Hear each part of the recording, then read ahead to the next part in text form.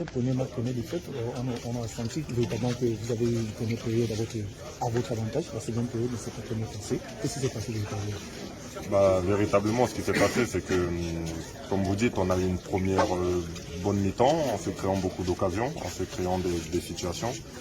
Mais la différence a simplement été qu'on n'a pas su concrétiser les situations qu'on a eues. Alors, il ne faut pas blâmer non plus le secteur offensif parce que sur le terrain, enfin en dehors du terrain, c'est plus facile à dire qu'à faire sur le terrain. Mais voilà, la différence est simplement le manque de justesse qu'on a eu nous, que la Suisse, eux, ils ont pu avoir sur la deuxième période. Vous vous sentez quand même déçu parce que vous aurez souhaité jouer contre ce pays de la Suisse que vous connaissez très bien.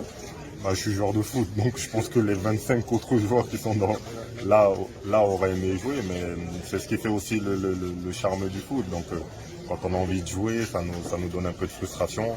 Mais après, c'est à nous de montrer au sélectionneur que par exemple sur le prochain match, on a envie de jouer, on a envie de pouvoir aider l'équipe aussi. Mais voilà, aujourd'hui on est tous déçus. Ce n'est pas simplement les 11 qui ont joué ou les 15 qui ont terminé le match, mais on est tous déçus, mais on va tous tirer dans le même sens pour bien se préparer contre la Serbie et également essayer et tout faire pour avoir ces 3 points-là, pour pouvoir espérer sur le dernier match créer un exploit et pour pouvoir passer.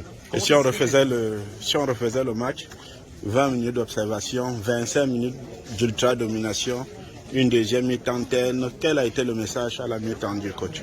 Il a été le même qu'en première période, parce qu'on a vu que les consignes que le coach nous a données en première mi-temps nous ont permis de les mettre en difficulté. On se crée des occasions, certaines occasions sont hors jeu, mais en se créant ces occasions-là, on montre aussi qu'on a des choses à faire valoir et que si on nous laisse de l'espace, on risque d'être dangereux également. Donc le coach à la mi-temps, il a dit la même chose, de continuer comme on a fait en première mi-temps, de continuer à mettre du pressing, d'aller vite vers l'avant, d'oser, parce qu'on a aussi vu qu'en première mi-temps, parfois sur certaines actions, on n'osait pas. Mais voilà, je pense qu'on est sorti avec de bonnes intentions qui ont été aussi éteintes très rapidement sur la première situation véritable que la Suisse a eue en concrétisant avec le but d'Embolo. Après le match, vous avez parlé avec Brel Embolo. Qu'est-ce que vous avez dit et pourquoi vous avez... Parce que c'est mon ami. Ouais, non, parce que Brel, on a un peu une histoire similaire, mais à contresens en même temps, dans le sens que lui, il est Camerounais, mais qui joue pour la Suisse. Et moi, vu le temps que j'ai passé en Suisse, je suis un peu suisse, mais qui joue pour le Cameroun. Et je l'ai félicité pour l'attitude qu'il a eue sur son but. Et je lui ai dit que si j'avais joué et que j'avais marqué, j'aurais eu aussi la même attitude également.